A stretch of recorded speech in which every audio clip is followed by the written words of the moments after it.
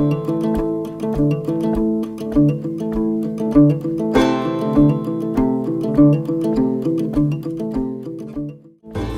it's Luke Rowe again at God's Increased Garden. I just wanted to give you guys an update on my canning progress. And today I just added some pickled beets that I grew over the Robertson's house, and some of them were ginormous, so that's awesome. And once I put those on the shelf, I was waiting 24 hours for them to make sure they sealed, and they did, thankfully. And once I put it on the shelf, I found out that my shelf is full right now, so I'm gonna have to set up a new one. But I know I did the mustache video on YouTube, but I just want to give you a brief overview of all the things I have that are canned right here, because I have added new things since that video. So let's start. A lot of this is like jumbled around, but I guess we'll just try to do everything here.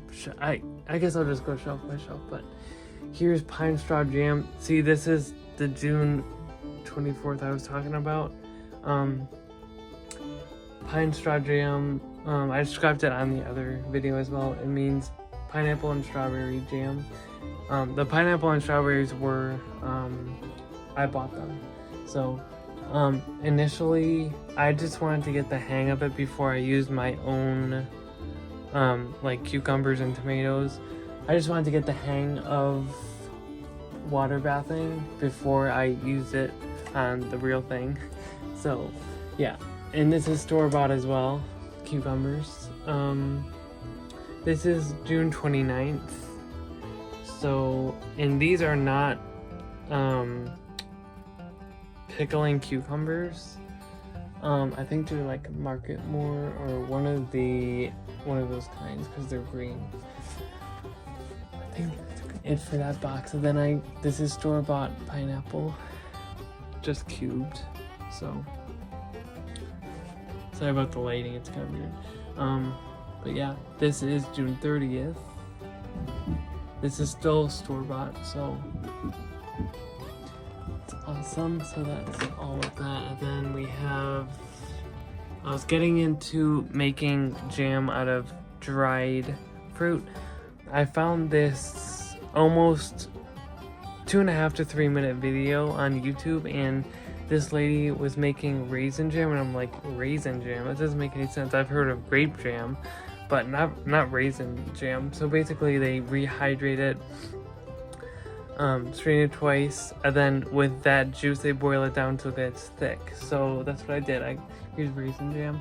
This one I actually forgot to sieve, so it does have bits of I don't know, like seeds and stuff, so it's a little bit more like clumpy, but yeah, it's still raisin jam is raisin jam, so that's awesome. And then we have, oh, there's a bunch, like this, most of this shelf is rhubarb jam because I bought, don't tell anyone, well, I mean, this is going on social media, so tell the world, I guess, but it was almost $100 worth of rhubarb, of organic rhubarb. So, and I still have like three gallon bags full in the freezer that I still have to can, but the majority, there was like 15 plus gallon bags that I chopped up the rhubarb and froze it, because I mean it would be literally impossible to do that all in one day. So I spaced it out and was gonna save it for like a winter project to do, but I've been doing it probably since, I don't know, September, October. So yeah, here's rhubarb jam. Now I think I did do some in, I did some in quart jars, but I prefer doing it in a small jar so people don't have to try to eat through it, and plus they don't really have to rush, because mold and bacteria don't like sugar or vinegar, so it's not a problem.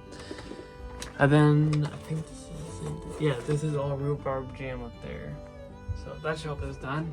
And then these are pretty old as well. This is also from dried fruit. This is prune jam. Then we have Berry Blast, Blueberry Blast, tongue twister, September 9th. This is from store-bought. Yeah, Blueberry Blast. And then we have Cherry Bomb Jam. Oh, so good. Cherry Bomb, that whole row is Cherry Bomb. And we have Strawberry Sundae. This is all jams. This is called Save the Date Jam. This was like, it's really expensive because it's dried fruit. But yeah, Save the Date Jam. That's dried dates. That's the same thing. And then we have back here Cherry Jam. And then, yeah, there's more strawberry over there. And then we also have Raisin Spice Jam. So this is the same thing as this, only it's sieved twice, and I also added spices. So I think it was like cinnamon, nutmeg, I believe. And then Peach Farm Jam. That's from when I worked the first day I worked there, August 27th, 2023. The first day I worked there, they gave me a whole, I think it was about maybe two packs, which is a half a bushel of peaches. They were humongous. So that was really nice of them. I made 15 pints of peach jam. And then over here we have unsweetened applesauce. I forget where this was from. I believe it was from a church family. They gave me a whole bushel for free. And this is the same as well. Apple toss instead of applesauce. I named it that because there's more than one variety in it. So it's a toss-up. Here's more applesauce. I believe, yeah, this was from another church family.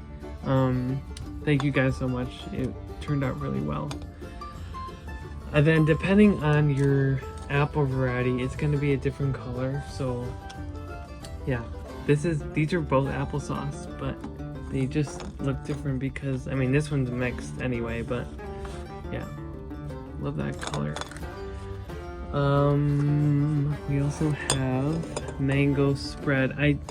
I called it mango spread because it doesn't really taste like jam or jelly or preserves. So usually I put it in recipes with purees that are needed. So we have mango and we have apricot. I called it apricot jelly, but I mean, you could use it for that, but I'm probably just gonna use it for maybe like smoothies, or maybe put a few tablespoons in like a baked good or whatever. More rhubarb jam. This is all rhubarb jam. Oh, and this is, I spent a fortune, but thankfully I'm gonna buy some more animal fat from Joe's Meat Market, which is in Ontario. I'm gonna try to get some tomorrow after work and melt it down, maybe, I don't know, on Sunday, because it takes like 6 to 8 hours to render it down. So, but this is lard. Just bought, it was shoulder, belly, and hind from pig at Wegmans, but I don't know what this is. I don't know if it's water down there, or maybe I just didn't, I didn't do it enough. Hopefully it doesn't go rancid. Hope not. That might be the impurities, because I watched a little video, but I feel like it won't go bad, because I mean, it's airtight and the lard is on top of it, so I don't think it'll go rancid. Hopefully it doesn't, but yeah, so there's three quarts of those plus these small ones. I did this one on Thanksgiving, so I call it Thanksgiving lard. But I just hope it doesn't go bad. If it does, it's okay. I'm still learning. I think I'm gonna, so I did it in the crock pot for most of these. They did really good, because I mean, you're supposed to cook them very slowly.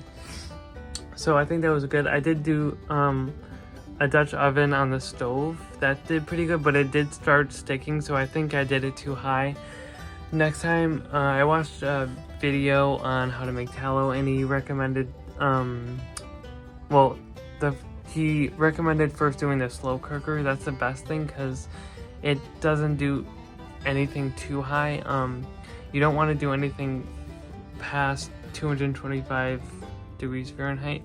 I'm gonna put the Dutch oven in the oven and put the oven on 225. Probably do it for about 6 hours until it's totally rendered. So then we have this lard as well. I wanted to get as much as I could out of it. I didn't want to throw anything out, so put that in there. This was extra anyway, this little jar, so might as well use it. Okay, next shelf. Here, this is the box I just put in before I made this video. Pickled beets. I gotta be careful, but I just want to show you the beautiful color. Can you see that color? Look at that beautiful color. So beautiful. So like, I just love all the different colors. It's so beautiful. Then we have pickled Roma tomatoes. Yeah. As I said on the mustache video, the only reason why, I prefer doing tomato sauce instead of green tomatoes, but some sort of insects, I think it was like pill bugs and some other stuff was going after the green tomatoes, making holes in it. So I'm like, I'm just gonna harvest all the green tomatoes. And I only pickled the Romas because they're small and you just have to cut them in half, then put them with the vinegar, water, and salt. So that's what I did. These are all Romas. So that's the only reason why I did that. And then we have a random rhubarb jam in there because there's not space in another box. Actually, I could put it up here, but I think it would be in the way of, I try to keep all the varieties together, so I think I'll just leave it. So yeah, there's more pickled green tomatoes. Here's pickled peppers. This is homegrown green peppers with store-bought onion, and I think there's some few herbs in there, so that's that one and that one. Then we have this is called Refuse rhubarb jam, only because this was from the stalks that they had like bruises and dark spots on them, so I'm like, it might go bad if I put it in with the good stalks. So I put it in here, and I used refined white sugar in this half-gallon jar of rhubarb jam. So I'm not gonna eat this one. I'm gonna eat the other ones because they're with Kirkland's organic sugar. So yeah, there's that. I'm gonna put it on the floor because there's stuff behind it that I gotta show you. So this is homegrown. I forget what variety the green ones were. I thought I only planted one variety, but I guess it was two.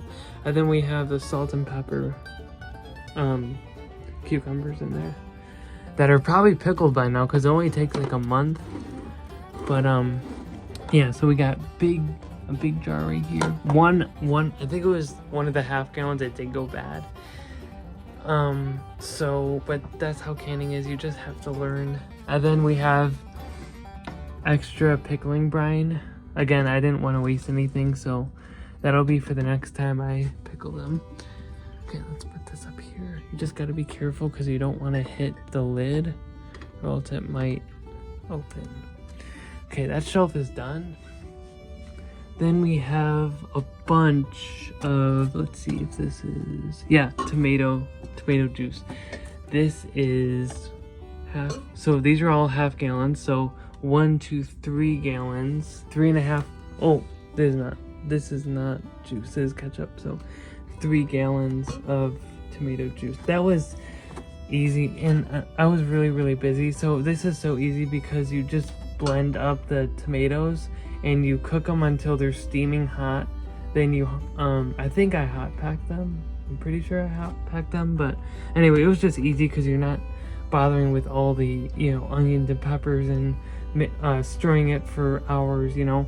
So that was just easy for me. And here's sauce from August 22nd. Looks so good. Yeah, all these wide mouth quart jars, except for this one, are the tomato sauce. So, it smelled so good too. Here's the ketchup. Huge. It was very watery. I might have to bring this over my friend's house and do it the right way, because it's very, like, see how watery it is? It's not supposed to be like that. It's supposed to be smooth. So, here's more pasta sauce, and here's more ketchup here. See, it's just so watery. I don't know, what am I gonna do? So, and then here's another small one of ketchup from August 14th. Okay, that's done. And then we have more pickled beets down here. So, oh, I love the color, it's so nice. What's this? Oh, more tomato juice, half gallon. We have berry blend, which means, I think it was, let me think, it was blueberries, raspberries, and blackberries maybe, but I don't think it's a jam. I think it's supposed to be for pie filling. So, and then there's just blueberry right here as well. And then we have homegrown peaches. They're not, I can't say they're cubed, they're just like small slices in there. Then we have, be very careful. So remember guys, I had to throw out the 4 wide mouth quarts of blueberry pie filling because it molded. Thankfully, the cherries, for some reason, like this was bought at the same store, Wegmans, frozen fruit, and I did everything the same, I believe, but this is the only one that survived to tell the tale, I guess. So cherry pie filling, that's still good, from August 27th.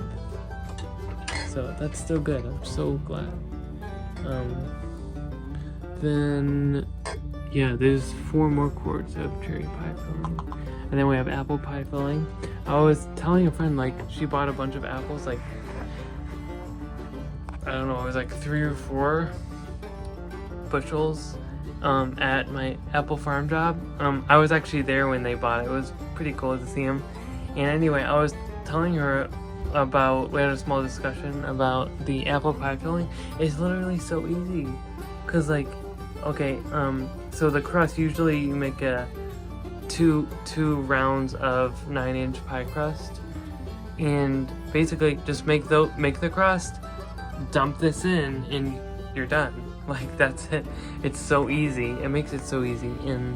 And really, I feel like it's such a hassle because I don't have an apple peeler, and every time I make apple pie, which it's been a while, but anyway, every time I make it, it's like, I feel it's like a hassle because you have to peel it, you have to core it, you have to throw it in, and a lot of times it gets really watery, but here it's like really thick and really beautiful. This is rhubarb jam in pints. It's a little watery, but you know, it's okay. I think it's because the liquid is settling to the top.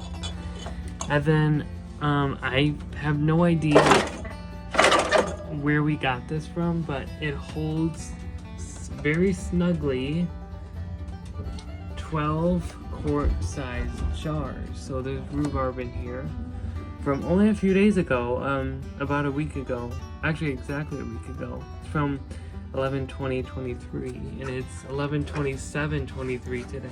So let's see if I can. Yeah, this thing is really built, and I'll just fix it after I get off this. But then we have, now I don't know if these are all the same name, but okay, so this is Ruth Ann Zimmerman's recipe for, she calls it pepper cabbage, and she calls it coleslaw, and I don't know if it's the same thing as sauerkraut. Someone direct messaged me and says, is it the same as sauerkraut? Because I know sauerkraut is, what is it called? Like when you, sorry, the word slipped from my brain, but anyway, it's using vinegar, so it is fermenting.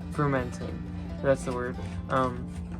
It is fermenting in here because the apple cider vinegar is basically apple juice that is fermented. So I feel like it could be considered sauerkraut. I don't know. Maybe somewhere could clear that up for me. I'm really confused. But anyway, so we have 12. These are really cool because they're pints, but they're wide mouth. Really cool. Instead of having these, I think those are really cool for jelly, but for these, it lets you get in the jar pretty easily. So anyway, so we have 12 pints of pepper cabbage in there. And then I had more of the pepper cabbage brine, which is vinegar and sugar left. So I decided to save it.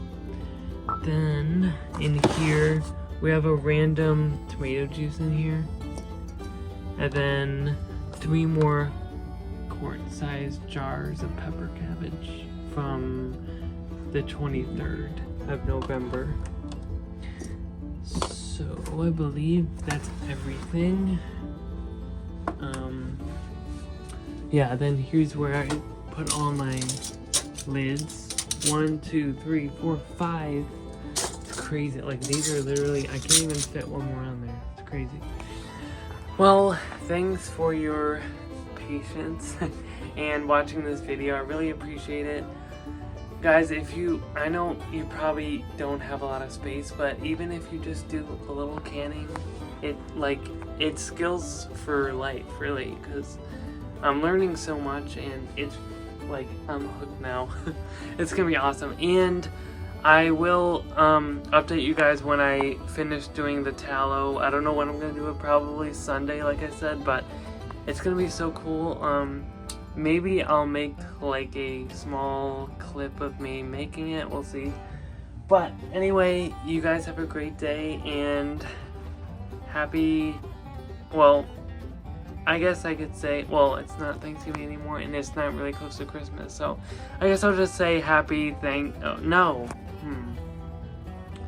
why am I doing this? Anyway, happy gardening. I should have said this all along. Happy gardening, and God bless.